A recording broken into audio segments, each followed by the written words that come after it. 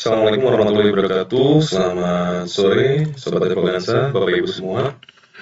Eh, Sore ini saya akan memberi informasi atau penjelasan terkait dengan apa itu Ibu Pot unifikasi ya, dan SPT Ibu Pot pasal 21 dan 26 bagi instansi pemerintah gitu. Jadi seperti kita ketahui Bapak Ibu semua bahwa eh, sebetulnya pada tahun 2021 yang lalu, tepatnya sekitar bulan eh, Juni ya, pemerintah itu DJP dalam hal ini sudah menerbitkan peraturan terkait dengan penggunaan ibu pot unifikasi bagi instansi pemerintah ya. Ibu pot itu apa sih gitu kan? Ibu pot itu Bapak Ibu adalah terkait dengan aplikasi yang menggantikan SPT ya secara yang biasa Bapak Ibu install di desktop komputer ya, atau harus diinstal di komputer terlebih dahulu, dan itu biasanya terpisah-pisah. Pasal 21 sendiri, pasal 22 sendiri, pasal 23 sendiri, pasal 4 ayat 2 sendiri, pasal 15 sendiri gitu. Nah, DJP dalam hal ini melaunching atau mengeluarkan SPT yang sifatnya unified gitu, atau jadi satu kesatuan gitu. Jadi Bapak Ibu tidak perlu lapor satu persatu ya, pasal 22 sendiri, 23 sendiri, tapi semuanya sudah ada dalam satu aplikasi yang bernama Ibu Pot ya. Dan khusus untuk pemerintah, untuk instansi pemerintah, nah, lagi-lagi instansi pemerintah ini apa sih gitu kan? Instansi pemerintah itu terdiri dari instansi pemerintah pusat, contohnya seperti Kementerian Keuangan, Kementerian Desa, Kementerian Agama gitu, itu instansi pusat ya. Ada juga instansi daerah seperti OPD, Satker atau dinas gitu ya, dinas pendidikan, dinas semuanya sifatnya di daerah, provinsi maupun daerah, kabupaten atau kota. Nah, ada lagi instansi pemerintah itu disebut dengan instansi pemerintah adalah instansi desa. Ya, dalam PMK 231 Bapak Ibu, di sini telah dijelaskan tiga instansi tersebut ya, pusat, daerah, dan desa. Jadi desa itu misalkan desa A, desa B itu merupakan salah satu instansi pemerintah gitu yang berbentuk desa. Jadi kalau kita merujuk kepada PMK 231 tahun 2019, instansi pemerintah itu sudah dikategori menjadi tiga bagian gitu ya. Nah, saat ini juga istilah instansi pemerintah itu menggantikan dari istilah yang lama. Dulu mungkin dikenal dengan bendahara pemerintah ya, pemotongan pajak oleh bendahara pemerintah gitu kan. Nah, sekarang istilah tersebut sudah diganti sejak berlakunya PMK 231 ya tahun 2019 gitu ya, yang ini. Istilah instansi pemerintah itu sudah dirubah menjadi istilah bendahara itu sudah dirubah menjadi instansi pemerintah. Dan konsepnya pun sudah berubah. Artinya, dulu satu dinas atau satu instansi itu bisa memiliki beberapa bendahara dan masing-masing memiliki NPWP. Nah, sejak PMK 231 itu saya mengingatkan kembali bahwa konsepnya adalah satu instansi adalah satu NPWP, sehingga nanti dampaknya ada sekolah-sekolah yang memang NPWP-nya tercabut ya, di mana sekolah tersebut tidak memenuhi kategori instansi pemerintah, sehingga akibatnya sekolah tersebut ikut dengan NPWP induknya, dan nanti sekolah yang tadinya memiliki NPWP itu diberikan NPWP namanya NPWP subunit. Nah, nanti yang akan saya bahas di video yang lain nih, yang berikutnya ya, tentang NPWP subunit. Nah, pada kesempatan kali ini saya akan membahas dulu terkait dengan Ibu Pot ya, Ibu Pot unifikasi dan Ibu Pot PPK 21, 26 untuk instansi pemerintah. Nah, sebenarnya kapan sih berlakunya? Nah, sebenarnya berlakunya sudah dari bulan Juni atau Juli ya. Nah, cuma kemarin ditunda ya karena pandemik, dan juga banyak perubahan-perubahan peraturan perundang-undangan di bidang perpajakan, sehingga sosialisasinya belum begitu masif. Nah, sehingga pemerintah atau DJP menunda berlakunya September 2021. Nah, meskipun demikian masih banyak yang belum tahu, sehingga saya akan coba buatkan video penjelasan singkat ini untuk sebelum Bapak Ibu nanti di part 2 atau part 3 saya akan menjelaskan terkait detail aplikasi-aplikasinya, cara penggunaan aplikasinya. Nah, ini lebih ke teorinya dulu gitu loh. Kenapa harus menggunakan Ibu Pot unifikasi? Yang jelas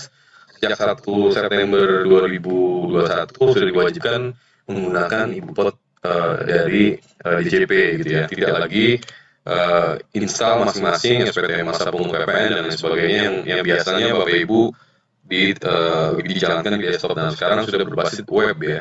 Semua langsung diakses lewat web gitu, dan Bapak Ibu tidak usah khawatir ya. Jadi ketika nanti terkena virus atau komputernya rusak, Bapak Ibu tetap bisa mengakses dan datanya tidak hilang, ada di DJP. Nah, ini ya, yang tadi saya sebutkan, instansi pemerintah itu pusat, desa, dan daerah. Jadi tidak ada lagi, tolong mindsetnya dirubah lagi bahwa sejak berlakunya PMK 231 tidak ada lagi namanya NPWP bendahara, tapi yang ada adalah NPWP instansi pemerintah baik pusat, daerah ataupun desa gitu.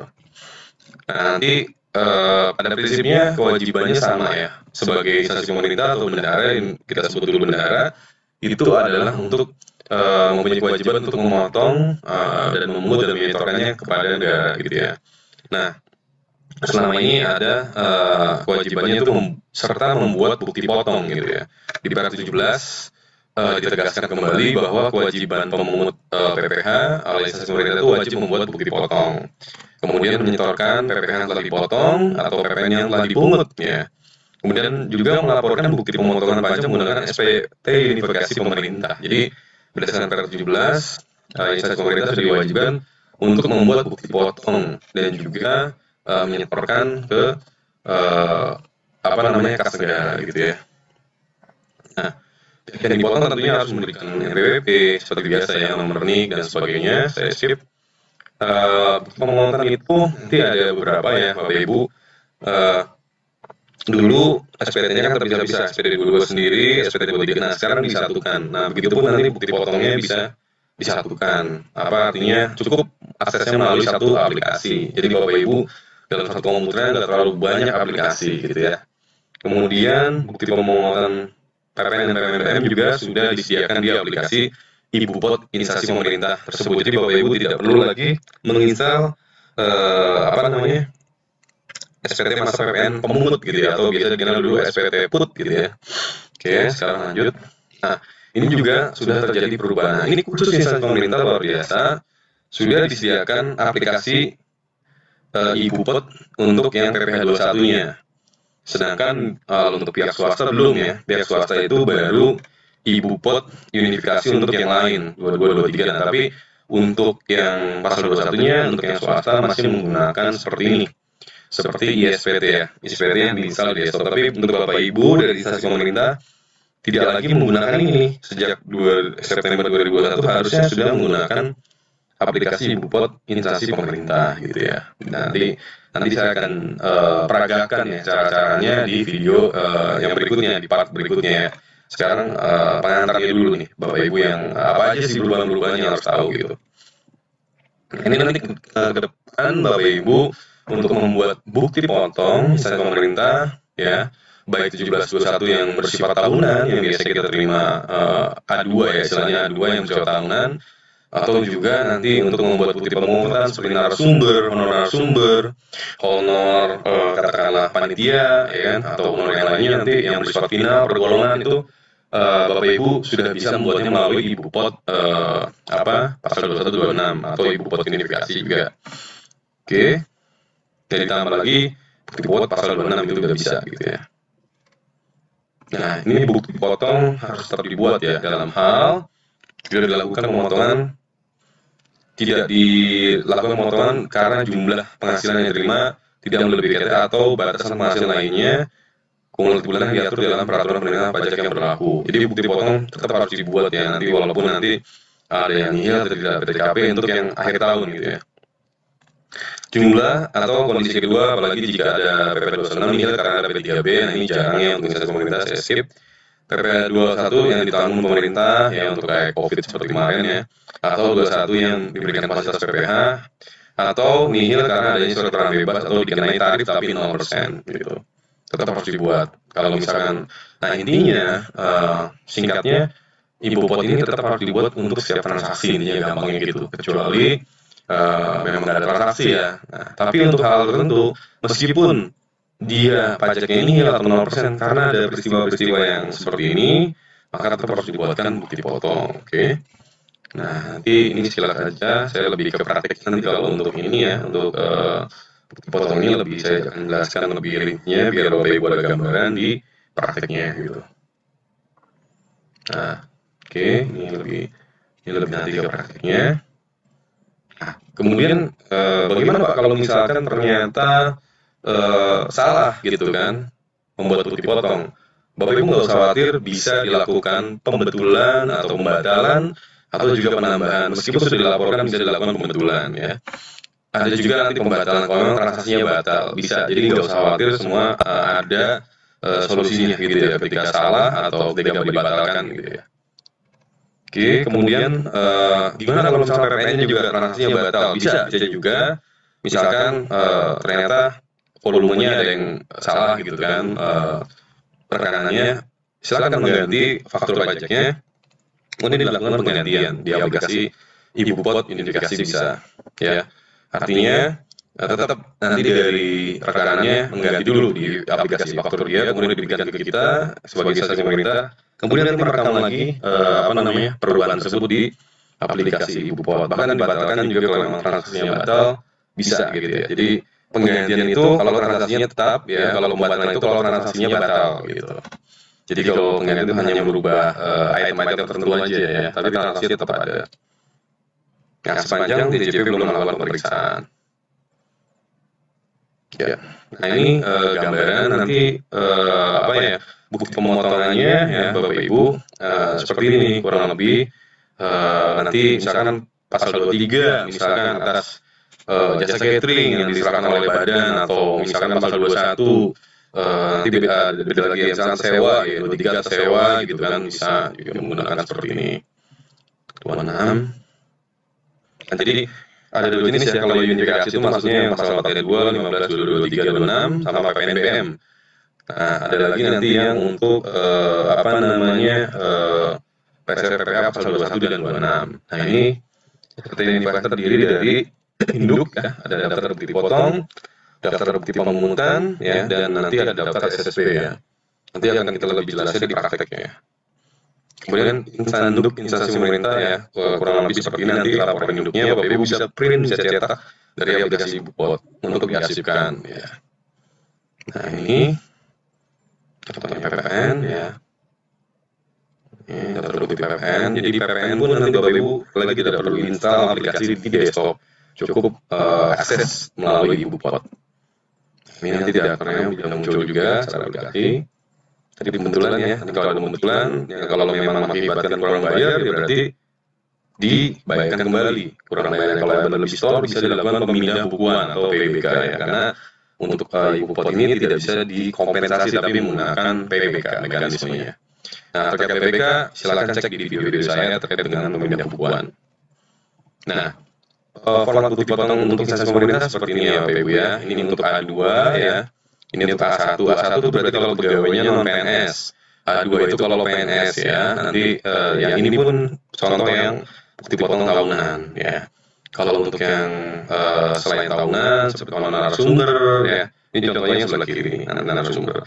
Dan ini tantangannya otomatis Bapak Ibu, nanti sudah QR code. Jadi enak Bapak Ibu nggak capek tangan ya. Bapak Ibu bendahara, tetap yang ngomongnya mungkin bendahara atau apa, tapi secara instansi pemerintah itu tidak capek tangan gitu ya. Nah, ini ada juga tersedia versi bahasa Inggris untuk wajib pajak yang bukan wajib pajak dalam negeri atau wajib pajak asing ya luar negeri, itu nanti yang menerima penghasilan dari instansi pemerintah juga bisa dibuatkan bukti potong PPh pasal 26. Oke, itu contohnya. Nah, ini terdiri dari induk ya, untuk SPT 21, ada juga daftar bukti pemotongan, ada daftar bukti PPh 21 final dan SSP gitu ya, sama mirip kayak tadi. Nah ini induknya nanti di sini seperti biasa ya, sama seperti kalau pegawai tetap yang nomor 1 ada berapa orang, nanti otomatis tercover di induk. Nah sini nanti ada yang tenaga ahli atau nomor narasumber, nanti akan muncul di sini yang final, misalkan uang makan atau honor yang diterima oleh PNS. Nah ini nanti kita praktek ya, nanti prakteknya gitu ada di sini. Oke lanjut. Nah ini seperti ini, siapa aja yang terima PNS-nya untuk yang tahunannya gitu ya. Ini yang dipotong untuk masa pajak tertentu ya, untuk setiap masa pajak. Yang tidak final, kalau ada narasumber atau ada honor panitia kegiatan dan sebagainya, muncul ini di sini. Ini untuk kode nanti secara otomatis ini akan tergenerate Bapak Ibu ya, ada aplikasinya. Oke, kebetulan sama ya kalau kebetulan. Nah, kalau untuk PPP Basel 21, nah kelebihannya itu misalkan ada kebetulan ini mengakibatkan kurang bayar di store atau kelebihan bayar itu bisa dilakukan kompensasi ke masa pajak berikutnya kalau untuk PPP Pasal 21 ya. Oke, nah gimana caranya untuk memakai supaya bisa memakai ibu pot identifikasi ini? Syaratnya tentunya harus sudah mempunyai EVIN atau untuk akses DJP online-nya ya, kemudian memiliki sertifikat elektronik. Ya, jadi harus mengajukan sertifikat elektronik. Bagaimana caranya? Caranya ya nanti akan jelaskan caranya di video berikut ini. Jelas semuanya dilaporkan paling lambat tanggal 20 setelah berakhirnya masa pajak ya untuk laporan unifikasi ini. Artinya PPN, pasal 22, 23 semua paling lambat tanggal 20. Nah, kalau ada denda terlambat ya biasa ada denda ya. 100.000 untuk yang jenis pajak selain PPN dan 500.000 untuk PPN. Oke, dan dalam penyetoran ada sanksi pasal 9 ayat 2, dan jika ada pembetulan yang menyebabkan kurang bayar ada pasal 8 ayat 2 sesuai dengan bunga yang berlaku.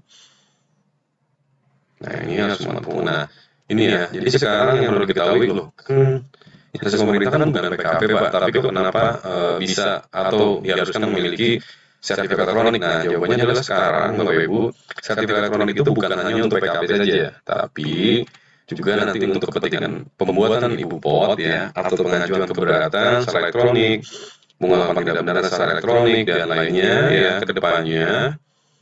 DJP itu mewajibkan adanya sertifikat elektronik. Jadi bukan hanya untuk minta faktur atau PKP aja, tapi untuk selanjutnya DJP juga mewajibkan adanya sertifikat elektronik ya sebagai pengganti tanda tangan gitu.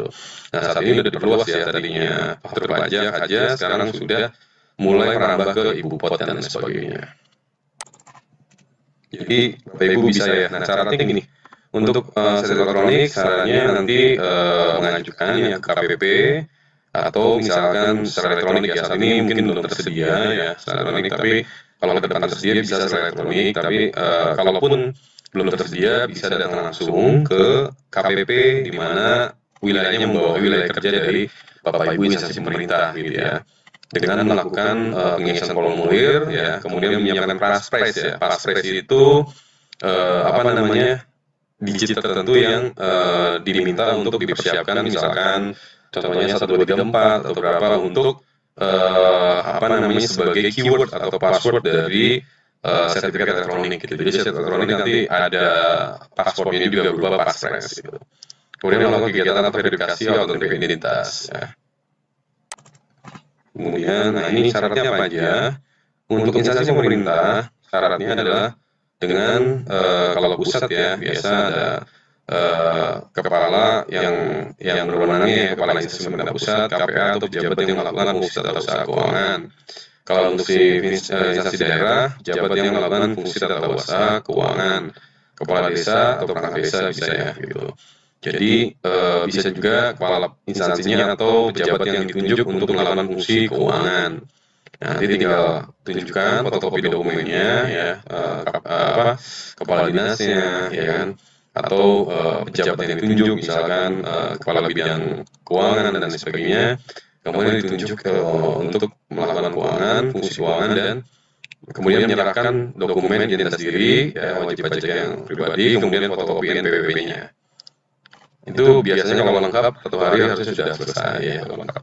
Nah, masa berlaku sertifikat elektronik itu selama 2 tahun sejak diberikan ya, atau bisa juga berakhir terlebih dahulu apabila kondisi-kondisi sebagai berikut ya, masa berlakunya habis ya, terjadi penyalahgunaan sertifikat, terjadi potensi penyalahgunaan, atau lupa paspres soal lainnya sehingga harus diminta sertifikat baru. Jadi kalau lupa juga Bapak Ibu harus meminta ulang ya gitu, KPP datang. Nah, demikian pengantar dulu untuk ibu pot. Nanti di part berikutnya atau di sesi berikutnya saya akan coba apa namanya terkait dengan penggunaan aplikasinya, dan juga untuk apa namanya NPP subunit seperti apa loginnya. Nanti simak terus ya, jangan kemana-mana Bapak Ibu, pantengin terus ya, subscribe dan share video ini jika bermanfaat. Assalamualaikum warahmatullahi wabarakatuh.